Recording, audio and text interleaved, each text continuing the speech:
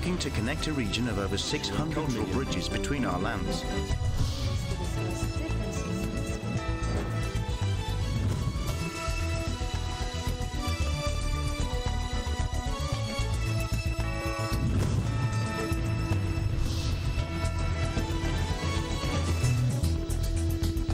Good evening, I'm Alma Angeles, and you're watching ASEAN in Focus on tonight's program.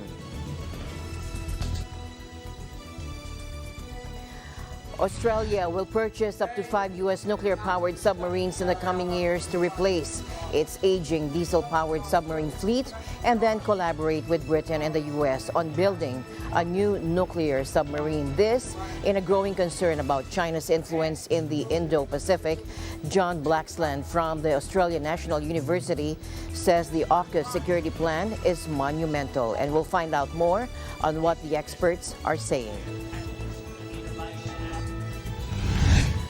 And North Korea fired a long-range ballistic missile, Seoul said, as South Korea President Song Yun-sung arrived in Tokyo for a summit to boost ties in the face of Pyongyang's growing aggression. And NASA unveils a prototype of the next-generation spacesuits being made by Axiom Space that the agency's astronauts will wear on the moon's surface.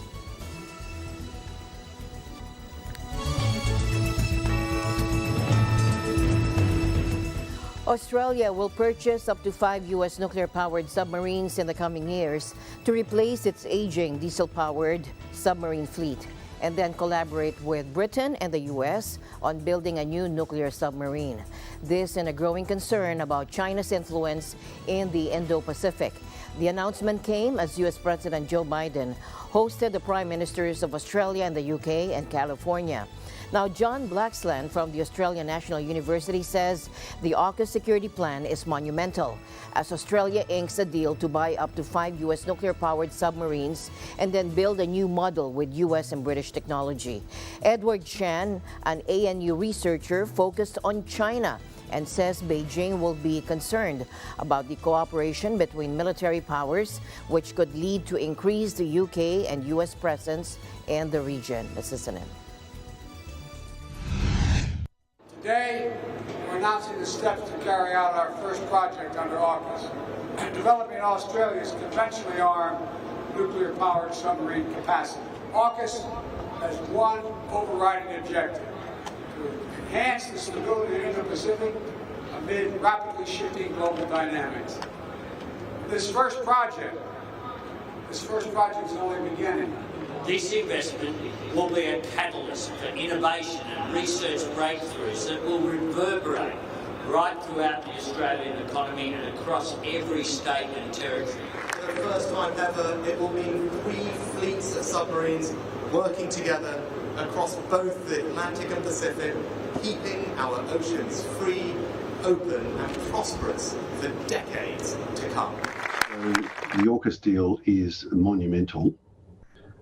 But it is probably the most workable plan for Australia to continue to operate submarines in and around Australian waters, given that diesel-electric submarines are no longer viable as a long-term proposition because of the proliferation of satellites, drones, artificial intelligence and persistent surveillance. And enormous risks. There are risks in the fact that we've got 3 countries, each with multiple jurisdictions, each likely to go through several political cycles, each likely to experience different political leadership in the coming years, particularly over the life of the AUKUS project.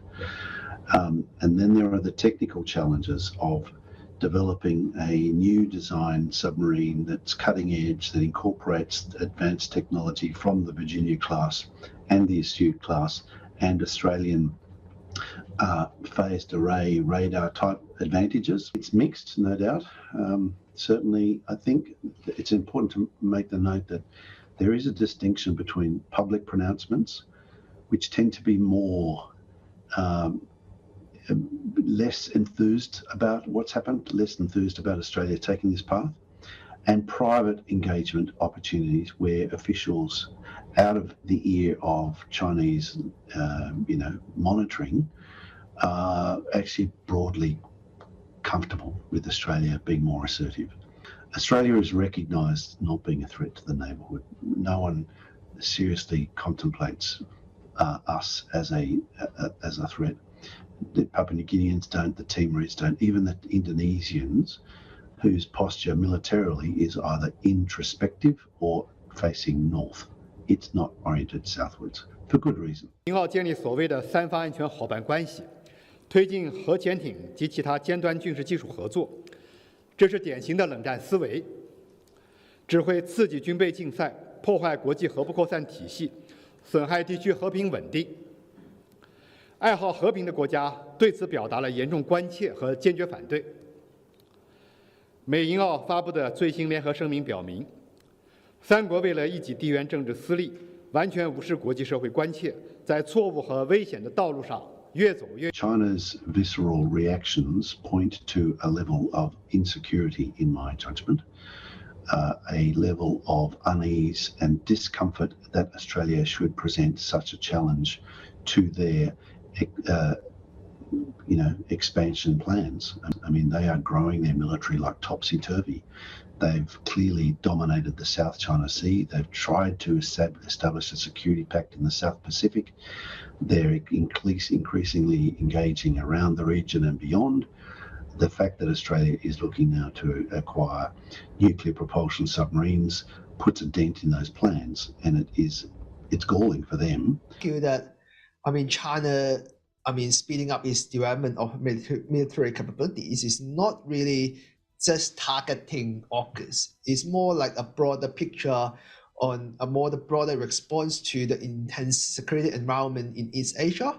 For example, the South China Sea, the Taiwan Strait, and also the Quad, etc. So AUKUS might be one of the factors. From the Australian perspective, China's increased presence in the South Pacific will definitely, be a major concern because Australia has been a dominant player in the regions. But whether or not this kind of concern will turn out to be the military concern, security concern, as most of the Australians talking about, I would say it's still early to say. Allies, but what concern is that from the China perspective is that the West is willing to share their military technologies to counter China, and China, and surprisingly, will feel insecure, especially when Xi Jinping is a kind of more risk-averse person. So it would lead to more concern about especially the US presence and also UK presence in the regions. Meanwhile, Russia's Foreign Minister Sergei Lavrov accused the West of fomenting years of confrontation in the Asia-Pacific region after the AUKUS alliance agreed a nuclear-powered submarines deal. Let's listen in. Вообще англосаксонский мир с созданием блоковых структур типа AUKUS, с продвижением натовской военной инфраструктуры в Азию делает очень серьезную заявку на конфронтацию на долгие-долгие годы. Now, the Kremlin said that the AUKUS agreement between Australia, Britain, and the U.S. to supply Canberra with several nuclear-powered submarines would require international oversight. Meanwhile, the UN Nuclear Watchdog said it has to ensure that no proliferation risks will come from the nuclear-powered submarine pact. Australia, Britain.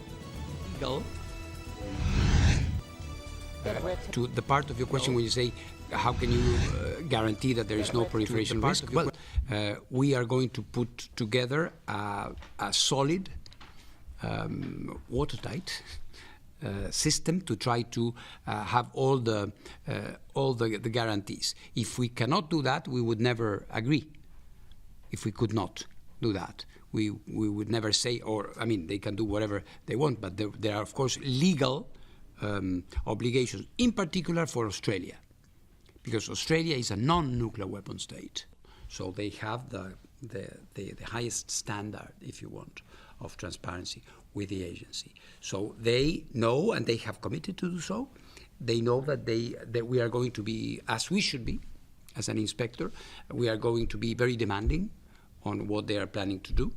The process starts now. Nobody coerces me, nobody coerces the IAEA. But this I have said not only with regards to AUKUS, I have said it with regards to Iran, I have said it with regards to the DPRK, we have said it on many occasions. We understand. I understand that these are political opinions, and I don't get into that. Now, according to a press release, the UK and the United States, both nuclear weapon states, have to report to the IAEA international transfers of nuclear material to non-nuclear weapon states such as Australia. In tonight's other news, North Korea fired a long-range ballistic missile. According to Seoul, as South Korean President Yoon Suk-yeol arrived in Tokyo for a summit to boost ties in the face of Pyongyang's growing aggression. Take a look. Now, the launch was North Korea's third show of force since Sunday and came as South Korea and the U.S. staged their largest joint military drills in 5 years. The missile was fired on a lofted trajectory, up instead of out, typically done to avoid overflying neighboring countries, and flew some 1,000 kilometers, according to the JCS. Japan's cabinet office said the missile reached a maximum altitude of more than 6,000 kilometers. Prime Minister Fumio Kishida told reporters he would meet ministers from the National Security Council. The Thursday launch came hours before the leaders of South Korea and Japan were due to meet in Tokyo, with Pyongyang's missile and nuclear programs high on the agenda. Now, that summit, the first in 12 years, comes as the two neighbors seek to mend diplomatic ties, long strained by Japanese atrocities during the 35-year colonial rule. Now, both South Korea and Japan are ramping up defense spending and joint military exercises, which Yoon has said are essential for regional and global stability. Analysts said North Korea timed the launch on the day of the summit for double effect as a warning to its neighbors while protesting the U.S.-South Korea joint drills. Meanwhile, Russia said it had started naval exercises with China and Iran in the Arabian Sea as it seeks to shore up ties with Beijing and Tehran. Take a look. Now, the Russian Defense Ministry said in a statement that the trilateral exercises, dubbed the Marine Security Belt 2023, had begun in the vicinity of the Iranian port of Chabahar. The naval part of the drills will take place on Thursday and Friday. Russia will be represented by the Admiral Gorshkov frigate and a medium-sized tanker, according to the ministry. During the naval drills, the ships will perform joint maneuvers and will carry out artillery firing in daytime and at night. President Vladimir Putin has sought to ramp up political, economic, and military ties with China and Iran after he sent troops to Ukraine a year ago, triggering multiple rounds of unprecedented Western sanctions. In tonight's other news, residents across New York and New England are digging out after the first nor'easter of the winter dumped as much as 3 feet of snow in some areas. Out west, the latest atmospheric river has moved out of California, but millions of residents are still assessing the damage as more than 100,000 are still without power. Take a look. Yeah, they were telling us we have less than 10 minutes, we have 10 minutes. But we kept checking outside. We still didn't see the water come out. So it was everywhere. It was just a rush that we didn't really know what time it was going to the water come affect us. But as soon as we saw it from far, we started to leave. We just went home right now to get some food because we went to move with my cousin just to get some sour cream, ketchup, tortillas. What was it? What did you have to go through to get to your house? The water. 3 feet water. Yeah, it was 3 feet deep. Homes and vehicles are locked out. People are gone and scattered to wherever they could find a safe place. The drinking water is unsafe. So largely Pajaro right now is uninhabitable. Our other neighbors, they didn't really leave because they weren't expecting the water to come into our street. And that night at 12 in the morning, we heard that the river eventually broke out and the water started coming out. And here in San Juan Road, And that's when the police and the fire department starting using the siren alarm and saying that it was an emergency and that we needed to evacuate as soon as possible.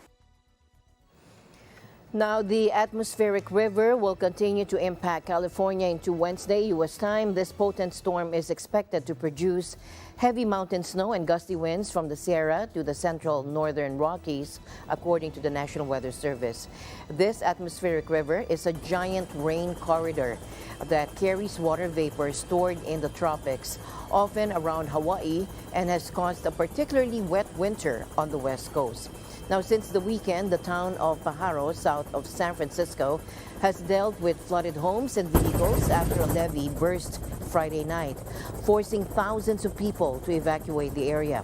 Evacuation orders were also issued in Santa Barbara County in the southern part of the state, including parts of the upscale coastal enclave of Montecito, where Prince Harry and his wife Meghan live.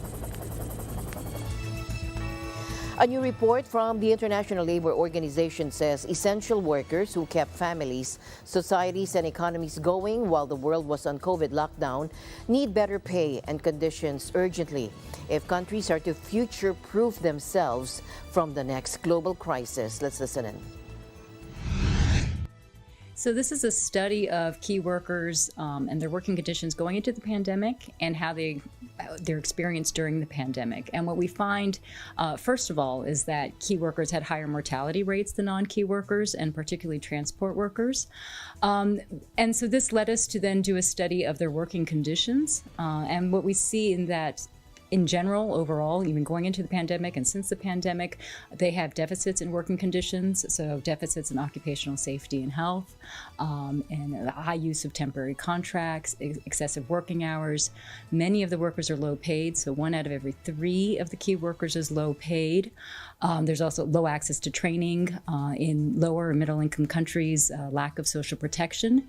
We know from experience that poor working conditions leads to labor turnover, labor shortages. We see this nowadays in many countries where we have shortages in bus drivers and truck drivers, in nursing personnel, in many of these key services that keep our societies running. We also know that we live in an age of crisis where we're going to have recurring crises, maybe even future pandemics, and that we need to be prepared. And so this report really calls for governments and social partners to think about these issues and to invest in the working conditions of these workers and in their sectors, so that the workers have enough physical and social infrastructure to do their jobs correctly and to want to stay in those jobs. And we're still following our correspondent Raymar Gutierrez and his tour to Kota Kinabalu. Watch this.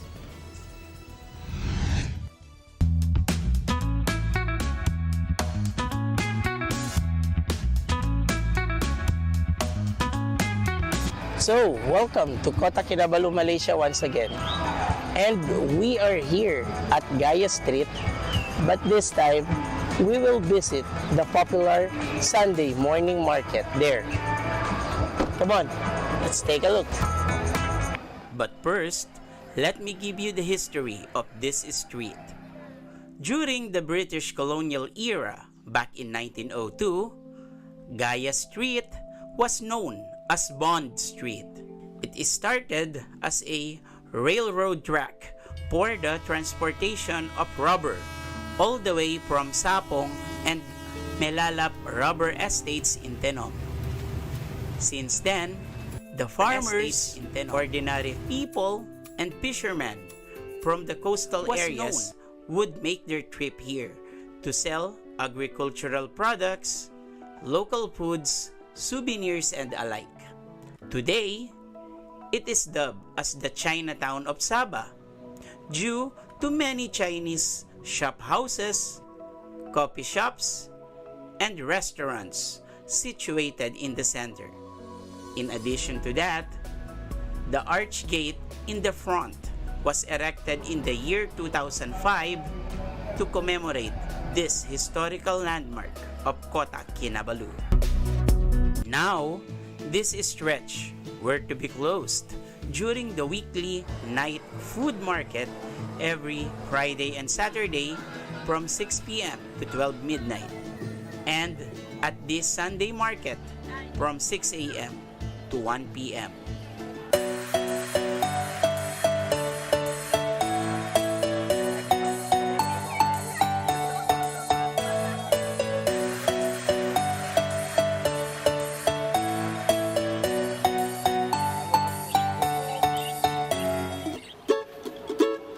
Just walking around this market early in the morning will surely give you enough exercise to last during the day. In addition to that, feast your eyes as well on bargain items you might want to take home as a souvenir.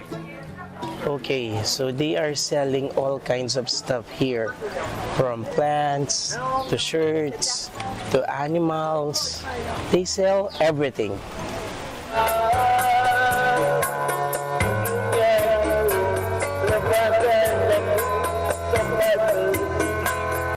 Even local artists from different parts of Sabah showcase their talents here.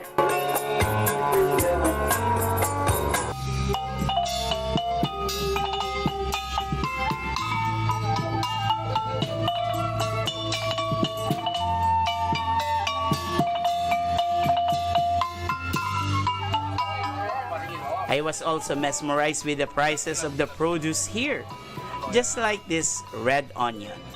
So I was walking around and I saw some onions here, look. Kalabaw! The onions here are only 7 ringgit per kilo. So in Philippine peso, it's only around 86 pesos. Did you know this street was considered as the heart of Jesselton, as this is where major business activities took place back then. Walking here and experiencing it all will give you a glimpse of the life of the Sabahans a long time ago.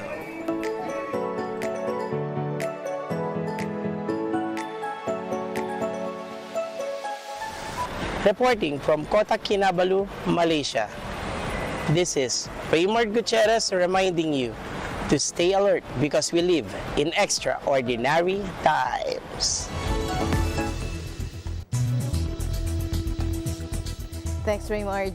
And finally, in our news, NASA unveiled a prototype of the next generation spacesuits being made by Axiom Space that the space agency's astronauts will wear on the moon's surface. Take a look. I'm so excited to be here today. This is a great example of what innovation can do. This is going to be such a much more flexible suit, and the range of motion is really going to improve the astronauts' ability to do all those tasks that they're going to do while they're out exploring on the lunar surface and eventually on Mars. You know, when I look back on the Apollo program, when all of us look back, we look at those iconic images of the technology that enabled the astronauts to make those first steps on the moon, their spacesuit. And now we're developing a spacesuit for a new generation, the Artemis generation, the generation that's going to take us back to the moon and on to Mars. And it is going to be so exciting.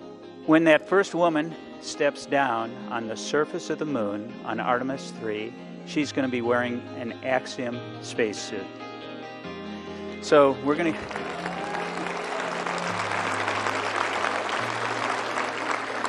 And I can't wait to see that happen. We have not had a new suit since the suits that we designed for the space shuttle. And those suits are currently in use on the space station. So 40 years we've been using the same suit based on that technology. And now today, Axiom is going to innovate. They're going to take what NASA has provided in, from the testing that we've done, and they will now take and come up with more functionality, more performance, more capability, and we're very excited about what's going to be happening. So the suit, we have a lot of tough requirements on it, so these guys have their work cut out for them. The moon is definitely a hostile place, and the South Pole is going to really be a challenge. So a lot of thermal requirements. We are really looking for improved mobility so that our astronauts can operate more efficiently and effectively than they were able to do many years ago on Apollo. And then, of course, we have really stringent safety requirements, as Vanessa mentioned, on the suits as well. Now, the suit revealed at an event at the Johnson Space Center in Houston features greater flexibility and thermal protection than those worn by the Apollo astronauts who first stepped foot on the lunar surface more than 50 years ago. The pressurized garment has multiple protective layers, a backpack with life support systems and lights, and a high-definition video camera mounted on top of the bubble-shaped helmet. The U.S. Space Agency's Artemis program aims to return humans to the moon in late 2025 for the first time since the historic Apollo missions ended in 1972, an initial step towards an eventual voyage to Mars. Axiom Space was awarded a $228.5 million contract to design the suit. The Axiom Extravehicular Mobility Unit in space jargon for the mission known as Artemis 3. As my usual habit, I'd like to end the day on a positive note. Let's encourage and build each other up so that no one is left behind. And that's it for tonight's broadcast. I'm Alma Angeles. Stay in the news because we live in extraordinary times. Good night.